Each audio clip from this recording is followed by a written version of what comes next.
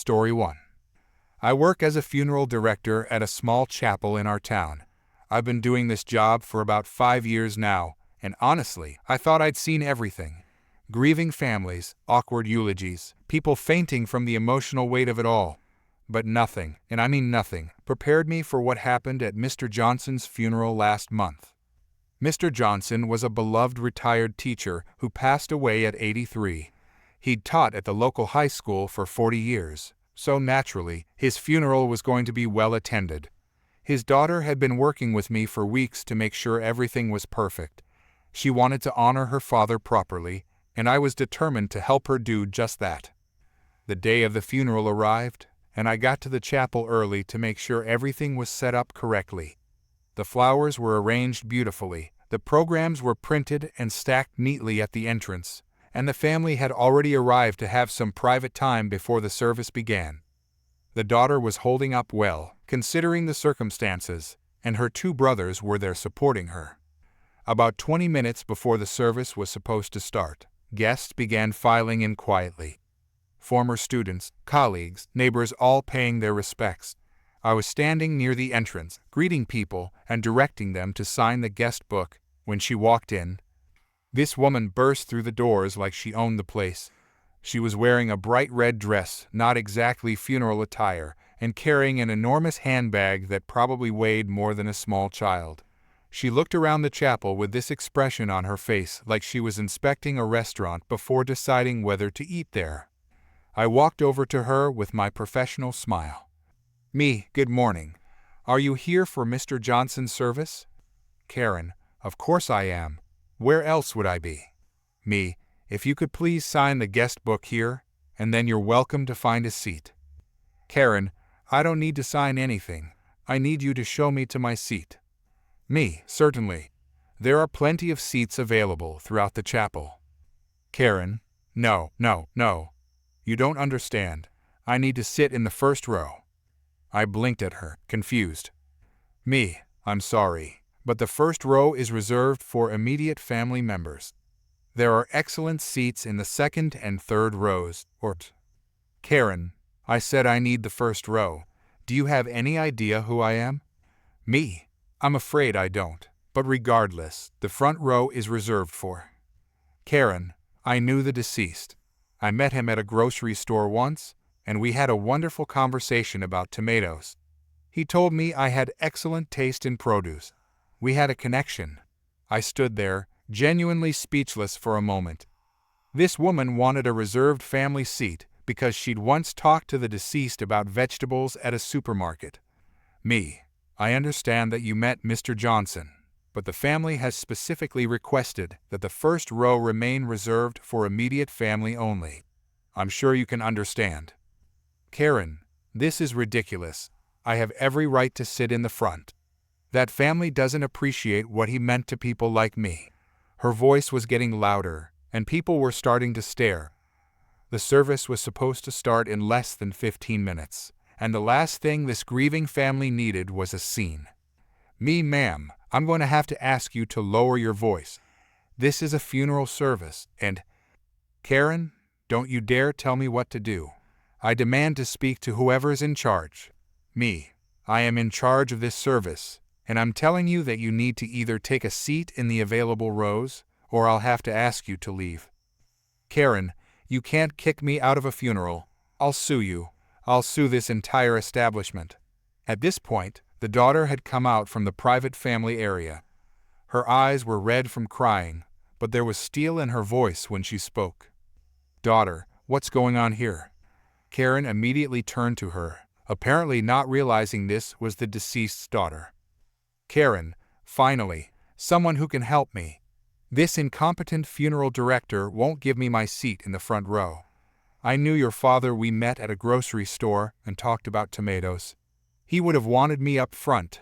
The daughter's face went through about 5 different emotions in the span of 3 seconds. Shock, confusion, anger, and then something that looked almost like bitter amusement. "Daughter, you talked to my father about tomatoes at a grocery store." Karen, "Yes, it was a very meaningful conversation." Daughter, "And based on this one conversation about vegetables, You think you deserve to sit with his children, grandchildren, and wife of 60 years? Karen, well, when you put it like that, it sounds. Daughter, get out. Karen, excuse me. Daughter, you heard me. Get out of my father's funeral. Right now. Karen, you can't do this. I have a right to be here. The daughter stepped closer, and despite being half Karen's size, she was suddenly the most intimidating person in the room. Daughter, my father spent 40 years teaching children how to be good people. He dedicated his life to education and kindness. And you're standing here, on the day we're saying goodbye to him, demanding special treatment because you had one conversation about produce. You didn't know him. You didn't love him. You're not grieving. You just want attention. Karen, I just thought. Daughter, I don't care what you thought. You need to leave. Now. I stepped forward, ready to escort her out if necessary, but Karen seemed to finally understand that she wasn't going to win this one. Her face turned bright red, matching her inappropriate dress, and she clutched her massive handbag tighter. Karen, fine. This is the worst funeral I've ever been to anyway. She stormed out of the chapel, slamming the door behind her so hard that the wreath on the door shook. The remaining guests stared after her in stunned silence. The daughter turned to me, and I could see tears forming in her eyes again, but she was also smiling. Daughter, thank you for trying to handle that. Me, I'm so sorry you had to deal with that today. Daughter, don't be. Dad always said that some people walk through life without ever learning basic decency. I guess she proved his point. She squeezed my hand and went back to the family area. I straightened my tie, checked my watch, and prepared to begin the service. The funeral went beautifully after that. Former students told touching stories about Mr. Johnson's impact on their lives. His wife shared memories of their 60 years together. His grandchildren read poems. It was everything a funeral should be, a celebration of a life well lived, surrounded by people who actually knew and loved him. And somewhere out there, Karen was probably still fuming about tomatoes and the front row seat that was never going to be hers. Story 2. I've worked at the city zoo for about 3 years now as a big cat keeper. It's my dream job, honestly. I grew up watching nature documentaries and knew from age 10 that I wanted to work with animals. After getting my degree in zoology and doing 2 internships at wildlife sanctuaries, I finally landed this position. The pay isn't great, but getting to care for lions, tigers, and leopards every day makes it worth it. The incident happened on a Saturday afternoon in July. Saturdays are always our busiest days, especially during summer when families are out looking for things to do. I was stationed at the tiger enclosure doing my usual education talks every hour. We have this beautiful Siberian tiger named Raja. He's 12 years old, about 400 pounds, and absolutely magnificent. People love watching him, which is great, but it also means we get some interesting visitors. I just finished my 2 p.m. talk about tiger conservation and was answering questions from a small crowd when I heard shouting from the other side of the viewing area. At first, I thought maybe someone had dropped something or a kid was having a meltdown. But then I saw her. This woman, probably in her late 30s, was literally climbing over the safety barrier. Not the tall fence, thank God, but the waist-high railing that keeps people about 6 feet back from the actual enclosure fence. Behind her was a little boy, maybe 5 or 6 years old, looking absolutely terrified. I immediately started moving toward her. Me, ma'am, you need to get back behind the barrier right now. She completely ignored me and kept trying to boost her son up onto the railing. Karen, come on, sweetie. You wanted to pet the kitty, remember? The kid was shaking his head and crying. Kid, no, mommy, I don't want to. He's too big. Me, ma'am, you need to step back immediately. This is extremely dangerous. I reached them and put myself between her and the fence. Raja had noticed the commotion and was watching us with interest. A 400-pound predator's interest is not something you want. Karen, excuse me. We paid good money for tickets to this zoo. My son wants to pet the tiger, and that's what he's going to do. Me, these are wild animals, not pets. That barrier is there for your safety and your son's safety. Please step back behind it now." By this point, my supervisor had noticed the situation and was calling for security while heading our way. Other visitors were backing up, some pulling out their phones. "Karen, this is ridiculous. It's just a big cat. My son loves animals and he deserves to interact with them. That's what zoos are for. Zoos are for conservation and education, not petting dangerous animals. That tiger could kill your son in seconds. Please think about what you're doing." The kid was full on sobbing now. "Kid, Mommy, please, I want to go. I don't want to pet him." Karen completely ignored her terrified child and turned her anger on me. "Karen, you people are abusing these animals, keeping them locked up in cages. My tax dollars pay your salary, and I demand you let my son have this experience." Your tax dollars actually don't pay my salary since we're privately funded, but that's beside the point. You're trespassing in a restricted area and endangering your child. Security is on their way." That's when she really lost it. She started screaming at the top of her lungs about animal cruelty, about how we were running a prison for innocent creatures, about how she was going to sue the zoo, sue me personally, and shut us down. She pulled out her phone and started filming. "Karen, I'm calling the news. Channel 5 is going to hear about this. You're abusing animals and denying children basic experiences. This is discrimination." Security arrived, 2 officers, and tried to calm her down. Security officer: "Ma'am, you need to come with us and get back to the public area." "Karen, don't touch me. I'll have you arrested for assault. I'm being oppressed. Someone call the police." The irony of her demanding we call the police while she was the one breaking the rules wasn't lost on anyone. The security officers eventually got her and her still crying son back behind the barrier. She was screaming the entire time about lawsuits and news crews and animal abuse. My supervisor took over dealing with her, while I stayed with Raja's enclosure to calm down the other visitors and make sure the tiger wasn't stressed. I could still hear her yelling from 50 feet away. About 20 minutes later, my supervisor came back and told me they'd banned her from the zoo permanently, and that she'd actually called 3 different news stations. None of them were interested. Apparently screaming about wanting your child to pet a tiger isn't the sympathetic angle she thought it was. The best part? Turns out another visitor had filmed the whole thing and posted it online. By that evening, it had gone viral. The video clearly showed her climbing the barrier, ignoring her terrified son, and screaming about animal abuse while trying to force a child to approach a predator that could kill him instantly. The zoo's social media team put out a statement about safety protocols and visitor conduct. The comments were overwhelmingly supportive of us, with lots of people pointing out that she was literally trying to feed her kid to a tiger and somehow thought she was the victim. She never did get her news story, but she definitely got her 15 minutes of fame. Just not the kind she wanted. Story 3. I've worked at the public library for about 3 years now. It's not glamorous work, but I genuinely love it. I grew up poor, and the library was my escape as a kid.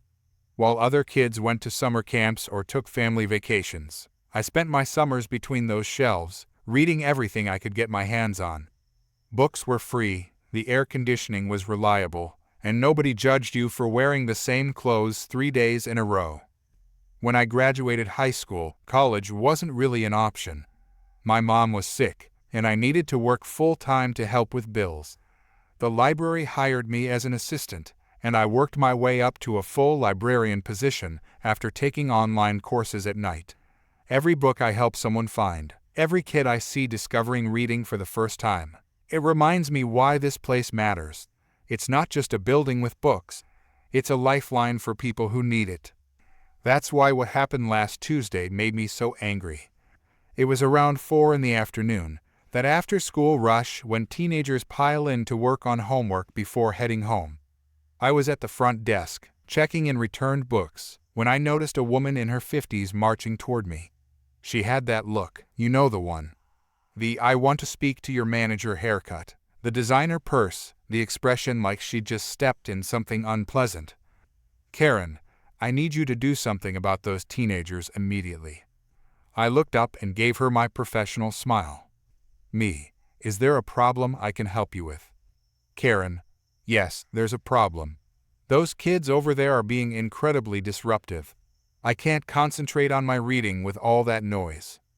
I glanced over at the study area she was pointing to. There were 5 teenagers sitting at a table with textbooks and notebooks spread out. I could barely hear them from where I stood. They were whispering to each other, occasionally pointing at something in their books. It was exactly what the study area was designed for. Me, I understand your concern, but they're actually following our library policies. They're using appropriate indoor voices in the designated study area. Karen, appropriate. They're practically shouting. This is a library, not a playground. I demand you remove them immediately. Me, ma'am, I've been monitoring the noise levels all afternoon. Those students are well within acceptable ranges. They're studying for exams. If you'd like a quieter space, we have individual study rooms available. I can help you reserve one. Her face turned red. Karen, I shouldn't have to hide in a room because you refuse to control these delinquents. I'm a taxpayer. I have more right to be here than some kids who probably don't even live in this district. Me, everyone has equal right to use the library, ma'am. And I assure you, those students aren't breaking any rules. Karen, then your rules are wrong. When I was young, libraries were silent. You could hear a pin drop. Now you let any riffraff come in and treat it like a social club. I took a deep breath. Years of customer service had taught me patience. Me, times have changed. Modern libraries are community spaces designed to be accessible and welcoming. We want students to come here and learn together.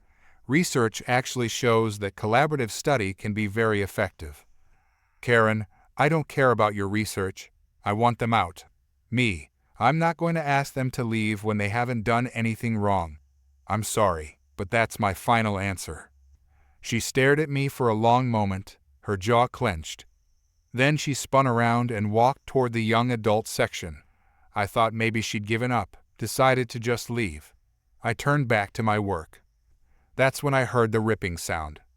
I looked up to see her standing in front of a bookshelf, holding a hardcover novel. As I watched in horror, she tore a page out. Then another. Then another. Me, ma'am, stop that immediately. I rushed from behind the desk, but she'd already destroyed one book and grabbed another. Karen, you see? This is what disruption looks like. This is what happens when you let chaos reign. You want to see things ruined? I'll show you ruined. She ripped into the second book, pages fluttering to the floor like wounded birds. The teenagers had stopped studying and were staring in shock. Other patrons were pulling out their phones. Me, you need to stop right now. You're destroying public property. Karen, and you're letting those brats destroy the sanctity of this institution. I pulled out my phone and called the police. My hands were shaking. Me, if you don't stop immediately, you'll be arrested for vandalism and disorderly conduct. She threw both books on the floor and grabbed a third. Karen, go ahead and call them. I'll tell them how you discriminate against adults in favor of rowdy teenagers. I'll have your job. 2 more books destroyed before she finally stopped, breathing hard, surrounded by torn pages. She looked at me triumphantly, like she'd proven some grand point. The police arrived 6 minutes later. I showed them the security footage. They arrested her on the spot for destruction of public property and disorderly conduct. She screamed the entire time about how this was discrimination, how she was being persecuted for standing up for standards. The teenagers actually helped me clean up the torn pages, carefully collecting them all. One of them even offered to try to tape the books back together, though I had to explain they were too damaged for repair. The best part? 2 days later, I got a call from the prosecutor's office. Turned out this wasn't her first incident. She had a history of this kind of behavior at other public facilities.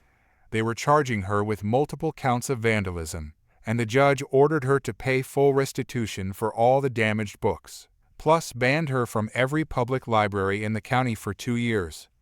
She destroyed 5 books trying to prove a point about disruption. Those books cost the library $300 to replace. I made sure to order the new copies with money from her court-ordered payment. One of them was a study guide for advanced placement exams. I personally handed it to those teenagers the day it arrived. Story 4. I've been working as a gate agent for the past 3 years at one of the busiest airports in the country. The job isn't glamorous, but it pays the bills and puts me through night school where I'm studying business management. My shifts are usually long, and I deal with stressed travelers all day, but most people are decent once you treat them with respect. I've learned to stay calm under pressure, smile through the chaos, and remember that everyone's just trying to get where they need to go. That particular Tuesday started like any other. I'd already processed 2 delayed flights that morning, dealt with overweight baggage fees, and calmed down a crying child who'd lost their stuffed animal. By the time my afternoon shift rolled around, I was running on coffee and determination. The flight to Chicago was boarding, and I was managing the gate solo because my coworker had called in sick. I just announced the boarding for Group 3 when I noticed her storming toward the gate. She was a middle-aged woman in an expensive-looking pantsuit, designer handbag swinging from her arm, phone pressed to her ear.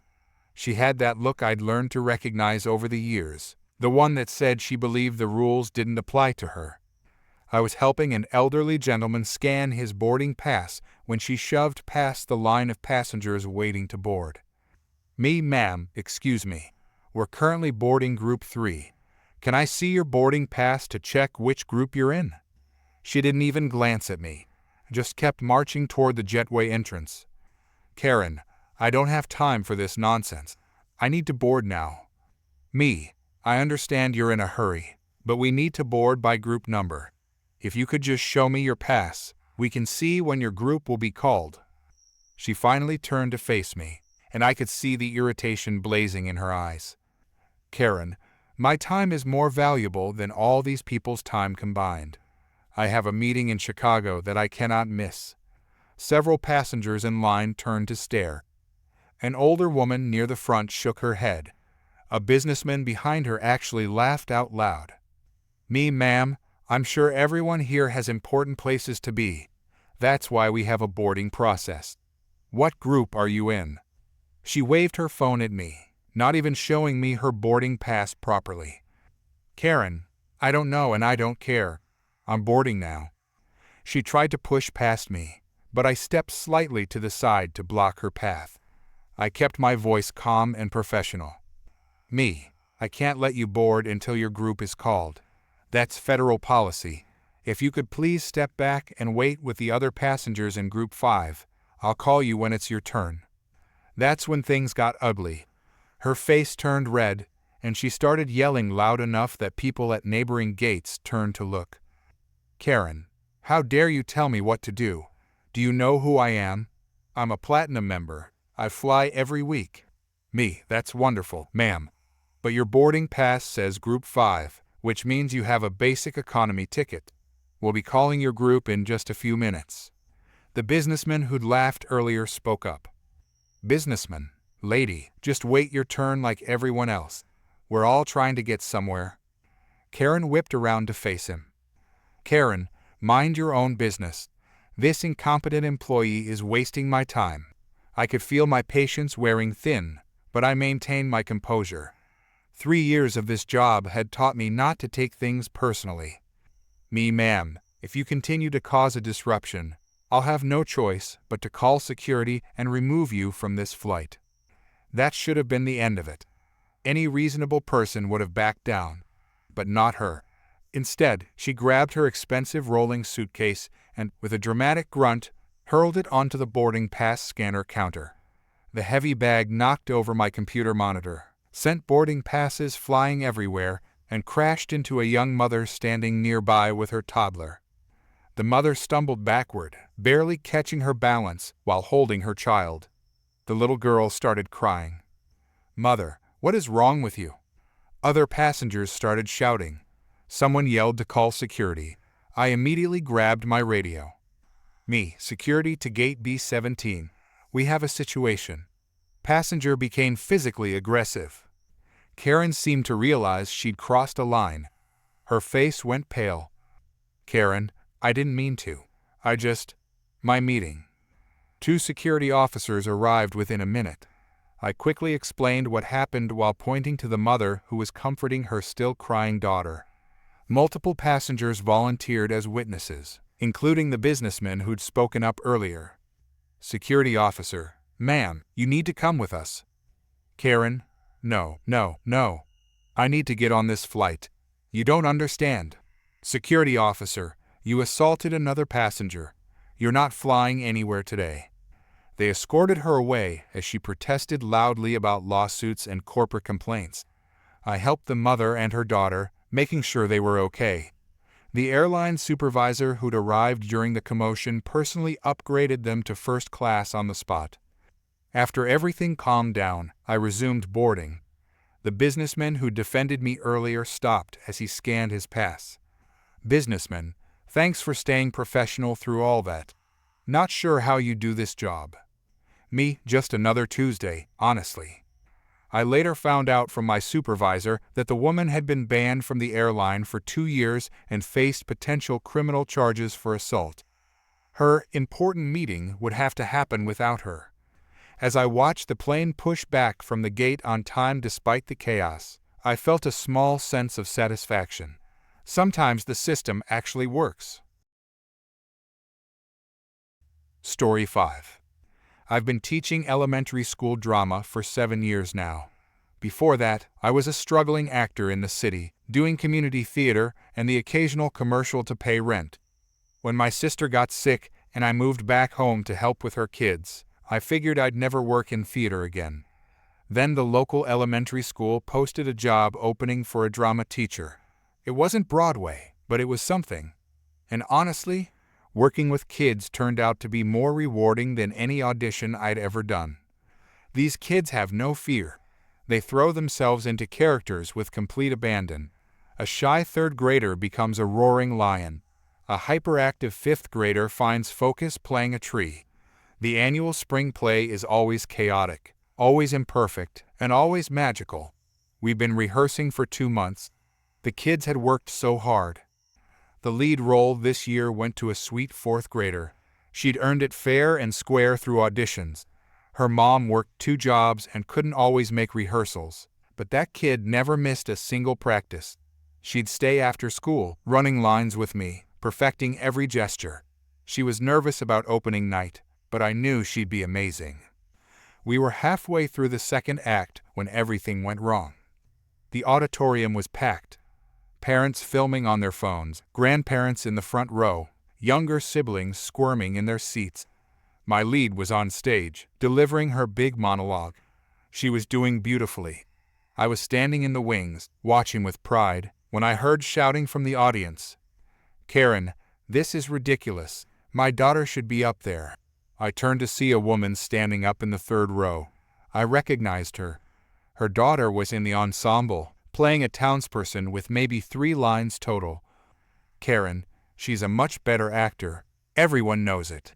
People were shushing her. She ignored them and started pushing her way toward the aisle. My lead had stopped speaking, frozen on stage, staring at the commotion. I rushed out from backstage. "Ma'am, please sit down. You're disrupting the performance." "Karen, I'll disrupt more than that. This play is a joke. My daughter has been taking professional acting classes since she was 4 years old, and you gave the lead to that girl?" She pointed at my lead, who looked like she might cry. "Casting decisions are final. Your daughter did a wonderful job in her audition and has an important role.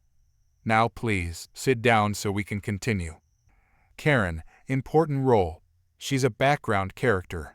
Do you know how much money I've spent on her training? She's been in commercials. She has an agent."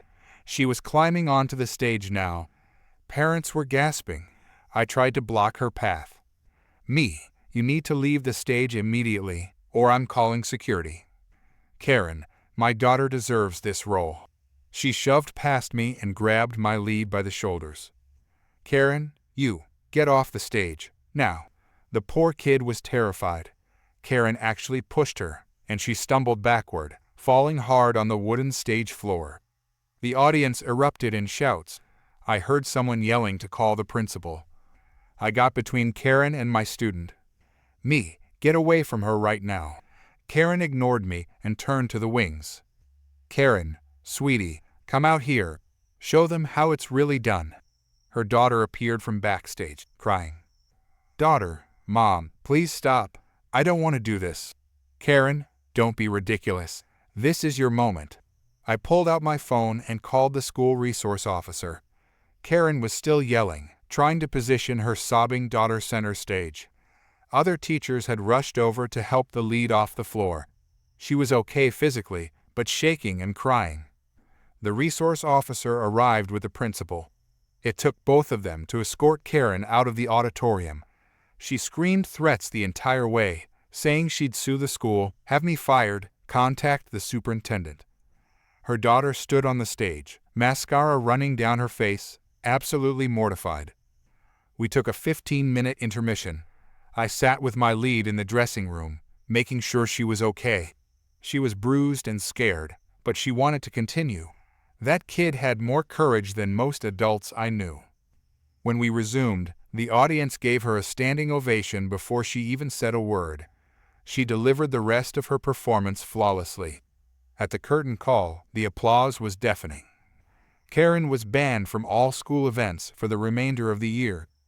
The school board pressed charges for assault. Her daughter, poor kid, transferred to a different school the next month. I heard through the grapevine that she quit acting entirely. My lead? She joined the middle school drama program the next year. Last I heard, she's thinking about studying theater in college. Some kids push through despite the obstacles. That's the real performance worth seeing.